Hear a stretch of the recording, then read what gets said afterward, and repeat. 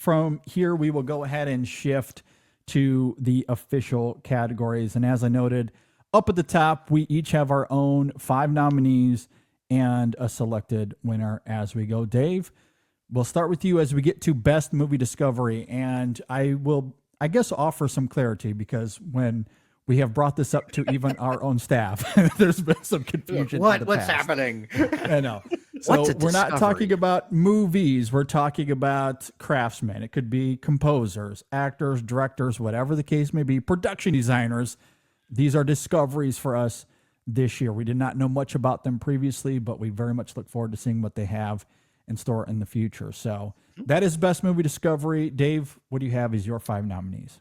Yeah, so my 5 nominees, the first one I'll start with is probably maybe the one people have heard the least about or not about at all. It's a director named Zia Anger, who made a movie called My First Film. I loved that movie. Which I was able to see only via screener. I'd never heard of it. I almost didn't even watch it, but I was trying to finish my 52 films by women this year, and I was like, okay, a female directed film, I'll watch it. And I was kind of blown away by the art of it. I thought it was truly incredible. Next is Arkasha Stevenson, director of The First Omen. Really, really excellent movie, a movie that took me by surprise. I was not prepared for what I was going to see. And, like just about everyone else, the only thing I don't like about it is how it had to kind of tie itself into the mythos of the Omen movies. But such an afterthought, though. Yeah, but it's like, it's going to happen, whatever. Yeah. And then Maisie Stella, who is the lead actress in My Old Ass, I thought was absolutely lovely. I'd never seen her in anything before because I think her big credit was she was on that TV show Nashville, which I had not seen, and just a really moving coming of age performance. Next is Keith Kupferer in Ghostlight. Just like, man, if you're into Shakespeare, if you're into theater, like this is like catnip. Like this is, it's such a pure independent film. Like it kind of feels like it was made 20 years ago. Like I was just like, it's not trying to be edgy. It's not trying to be tough. It's just telling you a really lovely story. And I had certainly never heard of or never seen Keith Kupferer before. And he may be making more appearances later. And the last nominee is Ramel Ross, the director of Nickel Boys. Okay. Another director I had never seen any of his work. I know he's done a few other things here and there. He's also a visual artist, a conceptual artist. He's done a lot of work. And did you see Hell County when that came out? I haven't. I still haven't seen it. That's a great documentary. Love it. It's really great. I'm sure. I've heard it makes like a really nice double feature. They're visually very similar. Yeah, absolutely. Yeah, and the winner of this for me is Maisie Stella. Totally blew me away. Okay.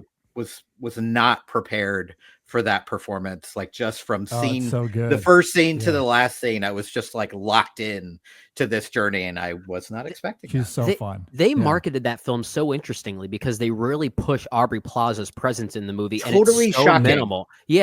And I found myself liking it even more in the moment because I felt like I was getting something I wasn't ready for. So it felt very fresh and exciting. And yes, Maisie Stella carries it so beautifully. Yeah, you're on that journey with her, and like every time Aubrey Plaza leaves in that movie, she's kind of upset and not understanding, and so are we as the audience. You're like, I thought this was an Aubrey Plaza movie. What's happening? But she really carries that movie. I can't wait to see what she does next. Yeah, I absolutely agree with that as well. My 5 nominees for Best Movie Discovery include Michael Cheslick, director of Hundreds of Beavers, Juliette Garipe, or Garipe, I believe you pronounce her name as, actress from Red Rooms. I have Aaron Schimberg, writer and director for A Different Man, Connor Sherry, the young actor from Snack Shack, opposite Gabriel Lavelle, and Arkasha Stevenson, director of The First Omen. And I should say, with regard to how I classify or how I try to award someone within this category, it doesn't necessarily mean I think this individual is doing the best work of their respective craft. It's more so, who am I most interested to see do that craft again? And at this point now, I will be first in line to see Arkasha Stevenson's next movie. I honestly have no idea how that movie got away with what it was trying to get away with. And not even because it wasn't trying to do that. It's almost like they allowed her to make her own movie that then got sandwiched into an Omen prequel, and they still retained the artfulness of what it originally was. I'm kind of shocked that a Disney-owned property allowed that to happen. And I love what she was doing as a filmmaker, and I cannot wait to see what she does next. Yeah, really I love he goes from like F Disney to like, good job, Disney. Good job, Disney. Like, good job, 20th Century Studios. It's interesting though, because like as much as I cannot stand what Disney's doing on the whole, they're actually doing some pretty interesting things with their 20th Century Studios back catalog. At least allowing their respective filmmakers to kind of play in neat sandboxes as they revitalize some of those properties. It's like the Touchstone days all over again. Kind of is, yeah. It makes you wonder what the difference is. Like, who's in charge of what studio? How does the leadership what does that look like? They probably realize these movies, like this back catalog within 20th Century Studios, is not really their big money makers. So they're being a little bit more creatively loose with those properties. I get it. And I'm all here for it. I think they've done some really interesting things there. Low risk, so go for it. Yeah, absolutely. Fascinating stuff there. All right, best movie discovery for me, or as I am dubbing this category, the Fred Heckinger is Joaquin Phoenix Jr. He's Award, doing this once again. That good was the biggest discovery of the year for me. I did not know that he had a doppelganger. Turns out he does, and it's very exciting. Cannot wait to see what Joaquin Phoenix Jr. has in store. And down the road, and that was another one that could have fit Dave's category. He was in a lot of things. He had like 5 movies this last Nickel year. Boys, Thelma, like he was everywhere this year. Gladiator 2, playing the son of Joaquin Phoenix's character in the first Gladiator. I'm kind of making that up, but kind of not. Could be. At any rate. Why not? Yeah, that was one of my favorite conversations Brendan and I had all year long. All right. Yeah, I just took a step back and it's like, okay, let him have his moment. As far as my 5 nominees here, my first one is Daniel Blumberg, the composer for The Brutalist.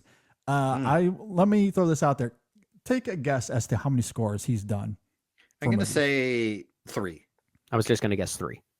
Yeah, this was his second. The Brutalist was his second score. Are you kidding me? Makes me wonder what was he doing beforehand? He had to have worked in some type of music-related profession. Yeah. I mean, certainly he's done something in other areas. He may have done some production work or something like that. Yeah.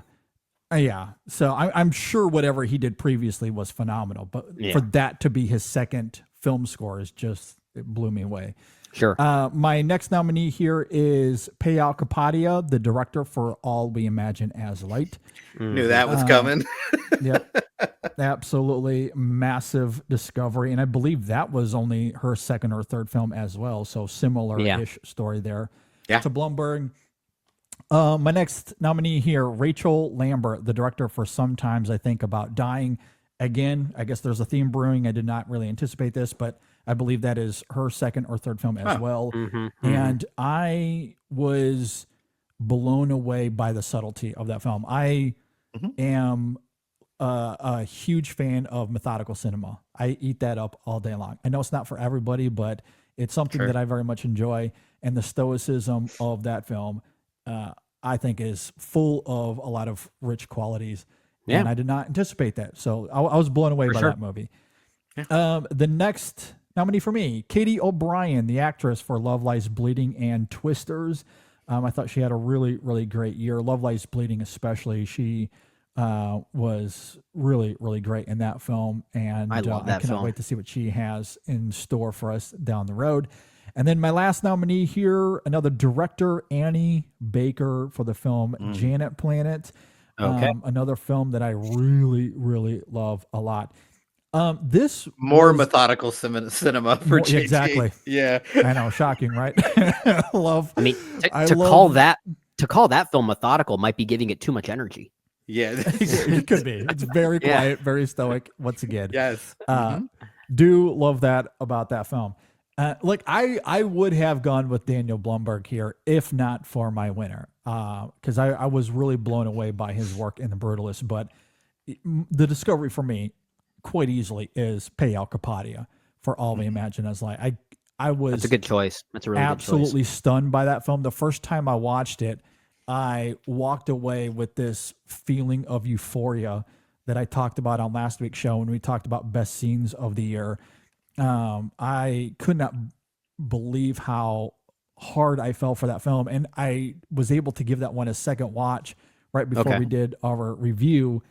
What was it, a week or two ago now, as we are recording this? Yeah, something like that. And I wish that I could have recorded the grin that was on my face as I was watching it. Like, there's something about that film and how it immerses you into that world with those characters, and how lovely that the characters are. I adore it. Movies, I adore every second movies, of that movie. man. It is. And I think that movies. movie is better the second time around. Like, it's really good the first time, but I rewatched it too. And once you know where it's going, I think it opens up a little bit so much more. Best movies to do it. that. It's Best movies do great. that. Yeah. Yeah. Yeah. So Peyo Kapadia, I cannot wait. Cannot wait to see what she does next. All We Imagine Us, like, certainly one of the best films of the year in my pick here for best movie discovery.